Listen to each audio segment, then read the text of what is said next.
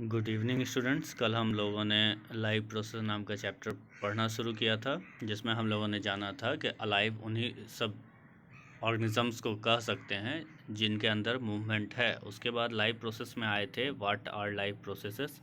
तो इसमें the basic functions performed by living organism to maintain their life on this earth are called live processes. ये हम लोग जाने थे। उसके बाद बात आई थी क्या हम लोग इसमें आगे बढ़े थे कंट्रोल और कोऑर्डिनेशन जो होता है, ये ऐसा प्रोसेस होता है जो कि हेल्प करता है लिविंग ऑर्गेनिज्म को सरवाइव करने में इन चेंजिंग एनवायरनमेंट में जो कि उनके चारों तरफ है। हम लोग जानते हैं कि हमारे चारों तरफ का एनवायरनमेंट हमेशा चेंज करता रहता है, तो उसमें सरवाइव करने में हम लोग का कंट्रोल एंड कोऑर्डिनेशन, मतलब हमारे शरीर पे जो हमारा कंट्रोल होता है और कोऑर्डिनेट जो करते हैं एक दूसरे चीज़ को एक दूसरे से, तो वो हम लोग को सपोर्ट करता है जीवित रहने में। प्रोसेस जो होता है ग्रोथ का, ये भी इन्वॉल्व होता है हमारे जीवन में, जिसमें कि चेंज होता है स्मॉल ऑर्गेनिज्म एक बिग ऑर्गेनिज्म में, मतलब एक छोटा प्राणी बड़े प्राणी में परिवर्तित होता है। ये प्रोसेस कहलाता है ग्रोथ। और मूवमेंट की बात अगर की जाए तो ऑर्गेनिज्म जो है वो या तो मूव करता है एक जगह से दूसरे जगह, या दूसरा मूवमेंट का तरीका होता है कि वो अपने बॉडी पार्ट को मूव करता है एक ही जगह पे रहते हुए। ठीक है। अब प्रोसेस रिप्रोडक्शन का जो होता है इसमें इन्वॉल्व होता है कि वो अपने जैसे और ऑर्गेनिज्म को बनाए, जो पहले से हैं वो अपने जैसे और ऑर्गेनिजम्स को बनाए, ताकि ऑर्गेनिज्म जो है इस धरती पर रह सकें हमेशा हमेशा के लिए। उसके तरह ऑर्गेनिजम्स वर्तमान में जो हैं उसके तरह भविष्य में भी रह जाएं। यही कारण है कि मानव प्रजाति भी अपने जैसे बच्चे को जन्म देता रहता है ताकि मानव इस धरती पर सदा रहे। अब है कि energy is needed for the life processes, मतलब क्या हमें ऊर्जा की आवश्यकता होती है या फिर जीवन के लिए ऊर्जा की आवश्यकता होती है। जितने भी लिविंग ऑर्गेनिज्म हैं उनको एनर्जी चाहिए अलग अलग लाइफ प्रोसेसेस को परफॉर्म करने के लिए। बहुत तरह के लाइफ प्रोसेस हैं। प्रोसेस हमारे अंदर प्रक्रिया ऐसी है, जीवन जीने की प्रक्रिया है, वो चलती रहती है। उसको अलग अलग को परफॉर्म करने के लिए हमें ऊर्जा की आवश्यकता होती है। वो ऊर्जा प्राप्त करते हैं फूड से, यानी भोजन से। यहाँ पे डिफाइन किया है फूड को। Food is a kind of fuel which provides energy to all the living organisms, मतलब भोजन एक प्रकार का ईंधन है जो कि प्रत्येक सजीव को ऊर्जा प्रदान करता है। तो भोजन एक प्रकार का ईंधन है जो प्रत्येक सजीव को ऊर्जा प्रदान करता है। तो जितने भी सजीव हैं वो यूज करते हैं केमिकल एनर्जी, मतलब हमारे अंदर जो एनर्जी प्रोड्यूस होता है वो केमिकल एनर्जी होता है, उसको वो लोग यूज करते हैं ताकि वो जीवन जीने के तरीके को, प्रक्रिया जो उनके जीवन जीने की है वो अच्छे से कर सकें। वो केमिकल एनर्जी जो है प्राप्त करते हैं अपने भोजन से, दूसरे एक्टिविटी भी करने के लिए, ताकि उनके अंदर जो केमिकल रिएक्शन होते हैं उससे उनको केमिकल एनर्जी मिलती है। एक्चुअली लिविंग ऑर्गेनिज्म जो होते हैं वो कंटिन्यूसली उनको एनर्जी की आवश्यकता होती है, ऊर्जा की आवश्यकता होती है, ताकि वो जीवन जीने की जो प्रक्रिया है उसमें विभिन्न विभिन्न प्रकार के आयामों को प्राप्त कर सकें, जो कि परफॉर्म करते हैं वो लोग रोज़मर्रा के जीवन में। फॉर एग्जांपल अगर उदाहरण के लिए हम माने तो एनर्जी रिक्वायर्ड होता है ऑर्गेनिज्म के लिए जब वो सोते हैं उस वक्त भी, क्योंकि जब हम लोग सोते हैं तो बहुत सारे बायोलॉजिकल प्रोसेसेस जो हैं हमारे अंदर होते ही रहते हैं बॉडी के अंदर, जिनको क्या होने के लिए एनर्जी की आवश्यकता होती है। हमारा हार्ट बीट जो है वो कंटिन्यू नॉन स्टॉप चलता रहता है। आप लोग जानते हैं अगर हार्ट बीट रुक जाए तो हम मर जाएंगे, इसलिए वो हार्ट बीट कंटिन्यूसली चलता रहता है, और ताकि हम लोग सोए हुए भी रहें तो हमारा ब्लड जो है पंप होता रहे पूरे बॉडी में। उसके बाद होता है क्या हम लोग सोए हुए हैं तो हमारा पाचन तंत्र भी एक्टिव रहता है, ये तो आप लोग भी जानते होंगे। तो हार्ट बीट जो है इसको भी बीट करने के लिए एनर्जी की आवश्यकता होती है, इसलिए वर्किंग जो होता है हार्ट का इसको हमेशा सप्लाई एनर्जी का चाहिए। तो the energy required by an organism comes from the food that the organism Yeats, मतलब एनर्जी जो भी ऊर्जा जो भी ज़रूरी होती है ऑर्गेनिज्म के द्वारा, जीव के द्वारा, वो कहाँ से आती है? जो वो भोजन करते हैं, ऑर्गेनिज्म जो भोजन करते हैं, जो खाते हैं, उससे उसको वो एनर्जी मिलती है। इसलिए सबसे पहले ज़रूरी चीज़ क्या है? फूड बेसिक रिक्वायरमेंट में आता है, सबसे ज़रूरी चीज़ में आता है, नेसेसरी हम कह सकते हैं। जितने भी लिविंग ऑर्गेनिजम्स हैं उनको एनर्जी ऑब्टेन करने के लिए, अगर एनर्जी ऑब्टेन करना है तो फूड उनको चाहिए ही चाहिए।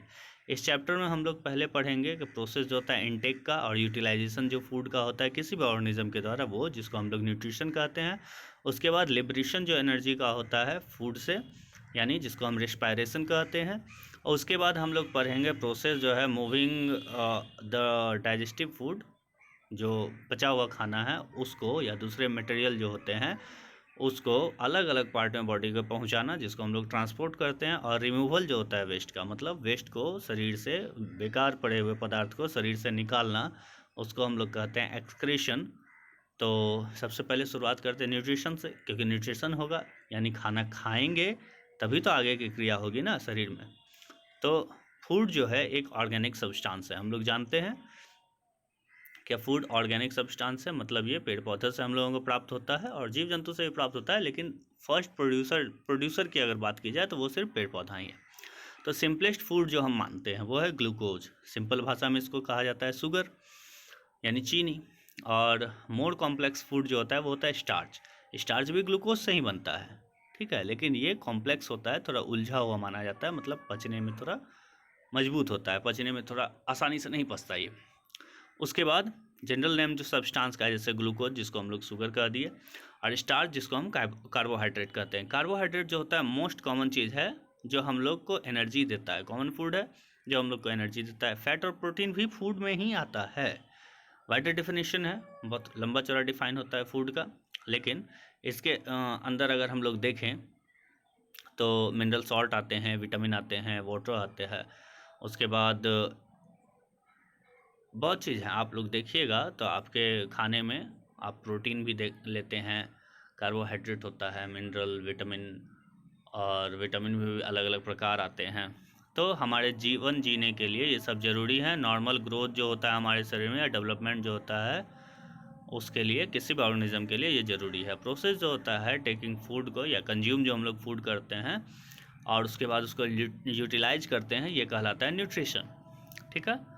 तो न्यूट्रिशन का डिफाइन हो जाता है, process of taking in food and utilising it is called nutrition. ये ऐसा प्रोसेस है जिसमें कि फूड जो है वो ऑब्टेन किया जाता है इस ऑर्डर में कि यूटिलाइज कर सके हम उसको, और शरीर उसका एनर्जी उसका इस्तेमाल कर पाए, परफॉर्म कर सके, अलग अलग मेटाबॉलिक एक्टिविटीज़ जो होते हैं ऑर्गेनिज्म के अंदर उसको परफॉर्म कर पाए वो।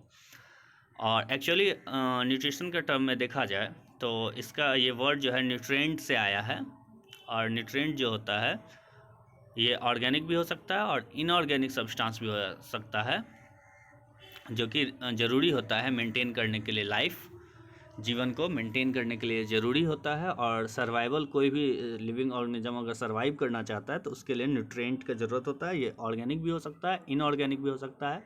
अगर बहुत ज़्यादा सिंपल टर्म से हम लोग कहें तो न्यूट्रिएंट जो है, पोषक तत्व जिसको कहते हैं, न्यूट्रिएंट जो है ये ऐसा कहा जा सकता है कि एक खास प्रकार होता है भोजन का। हम लोग भी जानते हैं कि रोज़ हम लोग भोजन करते हैं, तो एक खास प्रकार का भोजन हम लोग रोज़ इस्तेमाल करते हैं खाने में। ऐसा नहीं है बदलते हैं भोजन को, लेकिन एक होता है ना कि दिनचर्या में शामिल है कि हम लोग रोज़ यही लगभग खाते हैं, मिलता जुलता होता है।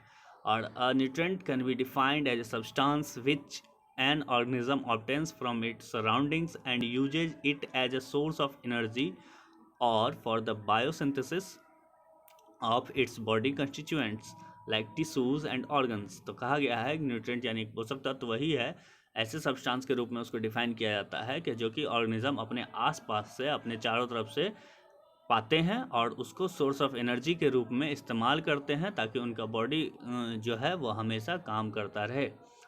उसके बाद एग्जाम्पल के रूप में दिया गया कार्बोहाइड्रेट और फैट जो है ये सब न्यूट्रिएंट्स है जो कि यूज किया जाता है ऑर्गेनिज्म के द्वारा मेनली सोर्स ऑफ एनर्जी के रूप में, जबकि प्रोटीन और मिनरल जो है, मिनरल सॉल्ट, ये सब न्यूट्रिएंट है जो कि यूज किया जाता है ऑर्गेनिज्म के द्वारा बायोसिंथेसिस के लिए, इनके बॉडी कॉन्स्टिट्यूएंट के लिए, जैसे कि स्किन और ब्लड है, इस सब के लिए। उसके बाद है एनर्जी के लिए यूज किया जाता है कार्बोहाइड्रेट और फैट को, और जबकि स्किन और ब्लड में जो है बायोसिंथेसिस के लिए यूज किया जाता है प्रोटीन और मिनरल का। तो फूड जो कि हम लोग लेते हैं, किसी भी ऑर्गेनिज्म के द्वारा जो लिया जाता है फूड, जो भोजन लिया जाता है, उसके पास बहुत बड़ी मात्रा में न्यूट्रिएंट होता है, जैसे कि कार्बोहाइड्रेट है, फैट है, प्रोटीन है, मिनरल है, विटामिन है और वाटर है, ठीक है। हम लोग अब कह सकते हैं ऐसा कि न्यूट्रिशन एक ऐसा प्रोसेस है जिसमें कि